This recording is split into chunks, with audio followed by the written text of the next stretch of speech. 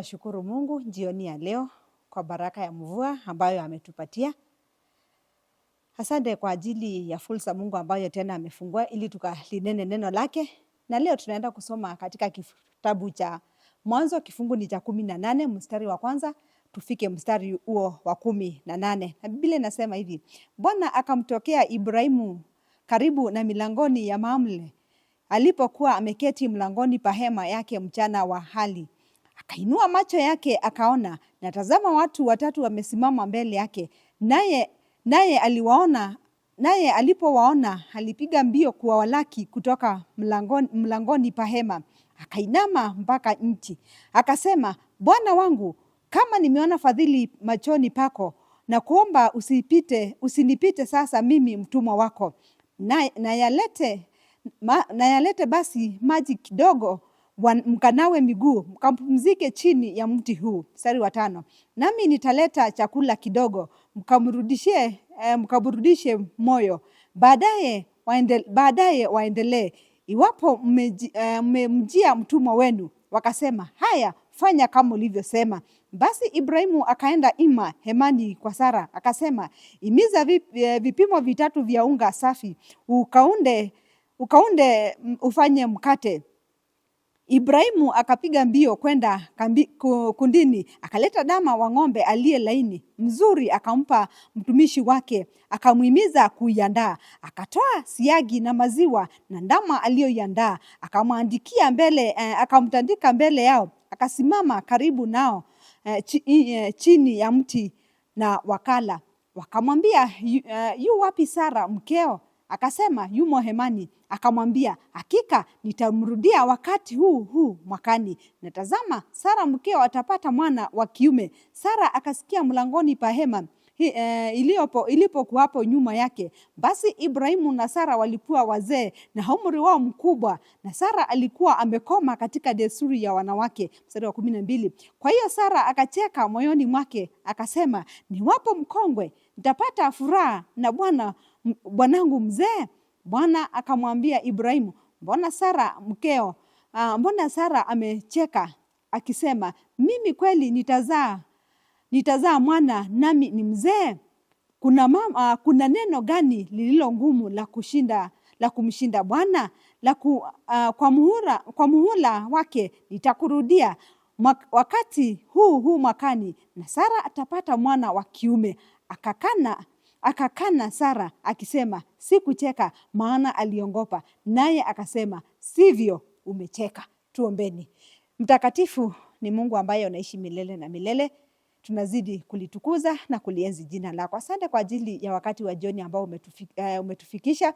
Asante kwa ajili ya wakati umefikia tukasikie neno lako. Nena nasi Mungu wa Israeli, ili Mwenyezi Mungu tukapate kusikia neno lako, na neno lako likapate kutuinua na kututia nguvu wakati kama huu. Tuongoze kuwa pamoja nasi, na ni katika jina la Yesu tunaomba pamoja na kuamini.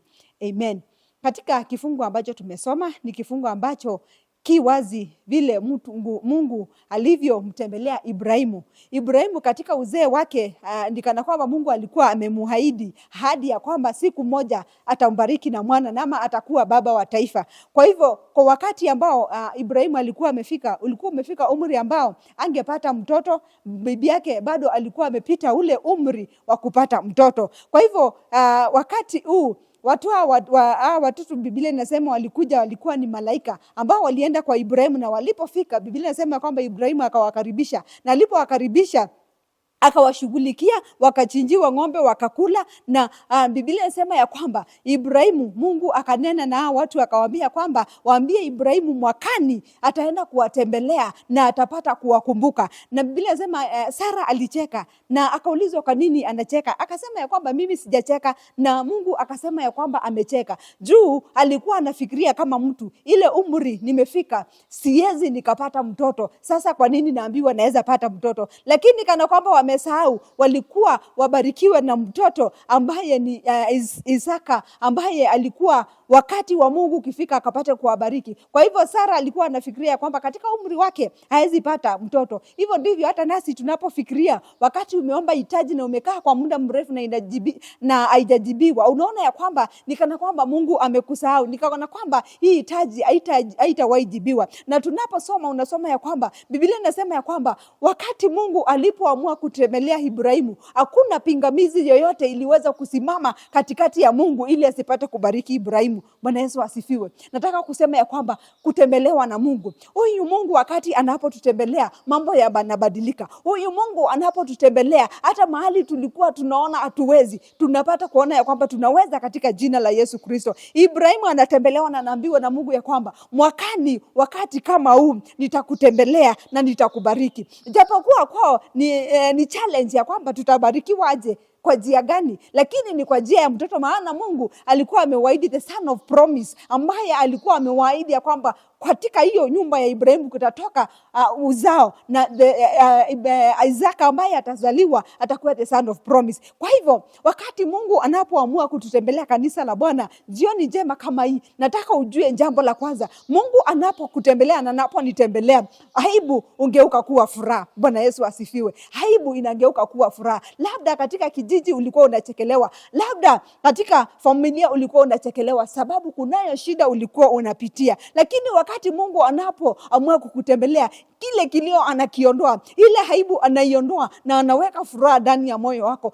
Jioni ya leo nataka ukumbuke ya kwamba Mungu wetu achelewi, hata kama itachukua muda. Nataka kukwambia kwamba hiyo aibu Mungu umepitia katika mikononi mwa watu, hiyo aibu umepitia hata katika familia ambayo uko, hiyo aibu umepitia hata ya watoto wako. Mungu anapokutembelea ataondoa ile aibu na ataleta furaha katika familia yako. Bwana Yesu asifiwe.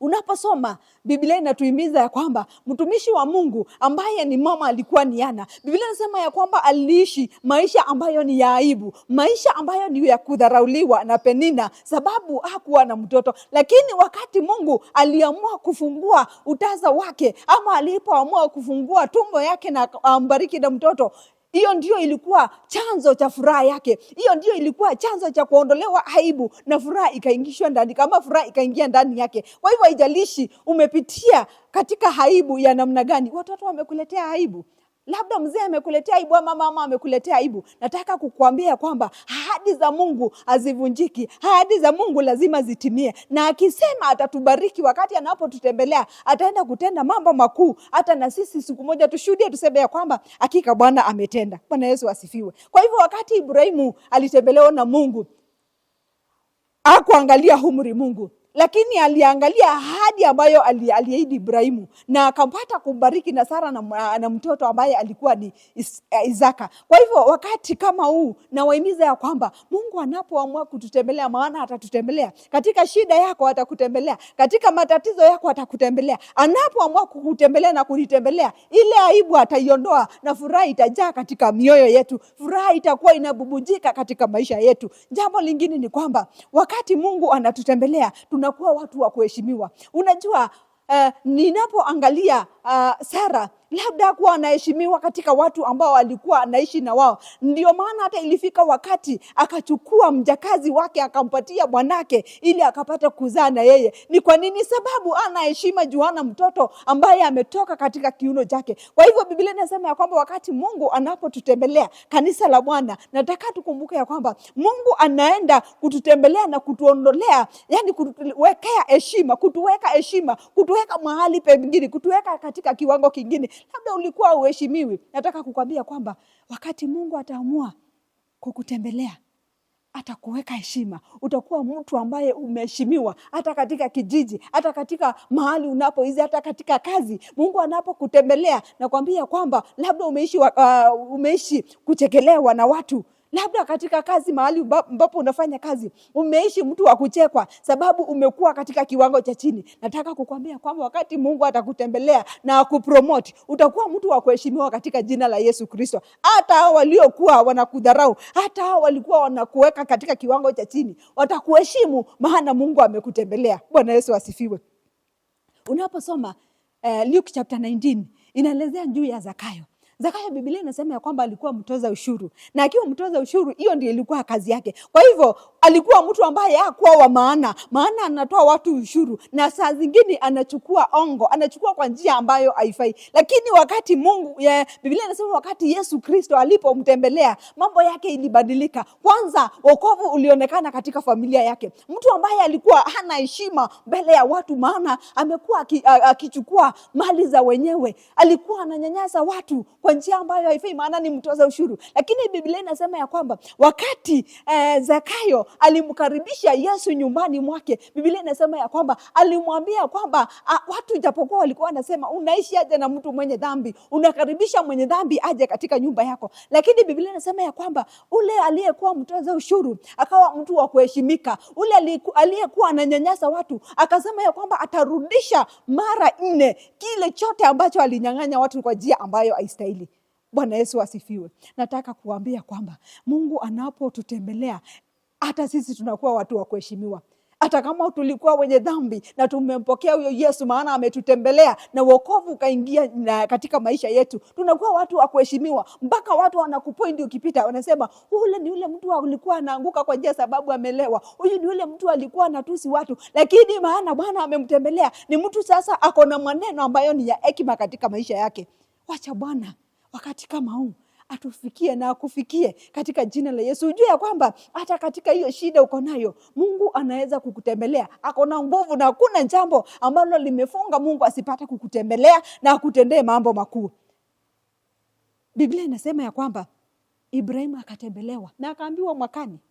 Na japokuwa ilikuwa miaka mingi, lakini mwakani, the same year, next year, the day like today, nitakutembelea na nitatenda mambo makuu. Na vivyo hivyo nakwambia kwamba hata wewe unayeishi maisha ya kulia, unayeishi maisha ya kudharauliwa, nataka kukwambia wakati Mungu ataamua kukutembelea, hata walio kudharau watakusalimia kwa heshima. Wanao kudharau watasimama na waseme ya kwamba kumbe kuna Mungu ambaye anaishi, Mungu anayetenda makuu. Na Mungu anapotutembelea wakati kama huu, nataka ujue ya kwamba utasa ungeuka uzao. Yaani ulikuwa tasa, lakini Mungu maana amekutembelea. Unapotembelewa uzao unaonekana, mambo yanaonekana yamebadilika. Wakati alitembelea Sara, utasa uliokuwa unaonekana aliupindua ukawa uzao, akambariki na mtoto ambaye ni Isaac. Wakati alipomtembelea Biblia inasema ya kwamba utasa ukaisha na ukatoweka, na Ana akaitwa mama, na katika hiyo familia kukasikika kilio cha mtoto. Kwa hivyo sio kana kwamba Mungu atembelei watu wake, alikuwa anawatembelea, na hata waleo anatutembelea na anatutendea mambo makuu, na tunakuwa na ushuhuda. Mungu anapotutembelea, ungeuka kuwa ujasiri. Unakuwa na uoga, unakuwa unaongopa, haya mambo yatafanyika aje? Nilikuwa mtu wa kudharauliwa, nilikuwa mtu wa kiwango cha kichini, lakini maana Mungu amekutembelea na amenitembelea, anangeuza ile hofu inakuwa ujasiri. Unakuwa mtu ambaye yuko na ujasiri unaponena juu ya Yesu, maana ulikuwa hujaokoka na umeokoka kama Zakayo. Unasema ya kwamba sasa mimi niko na ujasiri, maana najua ni nani ninayetumikia. Na jambo lingine ni kwamba tunapotembelewa na huyu Mungu, dhambi ungeuka kuwa wokovu. Dhambi inageuka kuwa wokovu. Unaposoma mtumishi wa Mungu amekuwa akiishi maisha ambayo ni ya kunyanyasa kanisa, ambaye ni Paulo. Ananyanyasa kanisa, anaua kanisa, analitesa kanisa la Bwana. Lakini Biblia inasema ya kwamba wakati Mungu alimtembelea akienenda Damasiko, alibadilika mahali pale. Ile dhambi iliyokuwa ndani yake ikangeuka ikawa wokovu. Akaokolewa. Na Paulo ni mtu ambaye tunamsoma kwa sasa, anatutia nguvu katika neno lake, ya kwamba hata kama umekaa katika dhambi, wakati Mungu atakutembelea, atakutendea mambo makuu. Paulo tunamsoma, anatutia nguvu katika neno la Mungu, mambo ambayo tunapaswa kufanya, na siku ya leo tunafuata na tunainga mwenendo wake Paulo, maana alitenda mambo mengi. Ziara moja ya Mungu inaweza kubadilisha jina lako. Ziara tu moja ya Mungu, dakika 2 sekunde, inaweza badilisha jina lako, hadithi yako, na pia hatima yako. Kwa hivyo wacha tumuishie huyu Mungu, tumtumainie na tukijua ya kwamba atakapotutembelea ile jina ulilowekwa na watu litasaulika. Atakapotutembelea utakuwa mtu wa heshima. Mahali pa chini watu walipokuweka utakuwa mtu wa juu, na heshima itapata kudumishwa katika maisha yako. Bwana atubariki jioni ya leo. Tumeona kwamba Mungu anapotutembelea, jambo la kwanza tukaona kwamba tutakuwa watu tunapotembelewa na huyu Mungu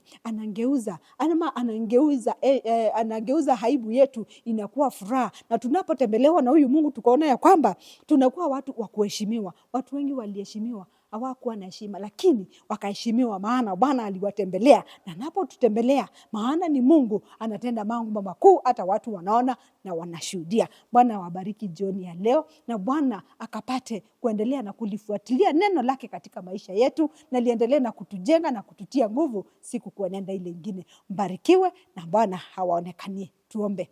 Baba, tunashukuru kwa ajili ya neno lako. Lifuatilie Mwenyezi Mungu, hata wakati tunaposhindwa tutie nguvu na kujua kwamba unapotutembelea utaenda kutenda mambo makuu katika jina la Yesu. Pokea sifa na utukufu, maana ni zako. Katika jina la Yesu tunaomba pamoja na kushukuru. Amen. Amen. Jioni njema, neema ya Bwana iwatoshe.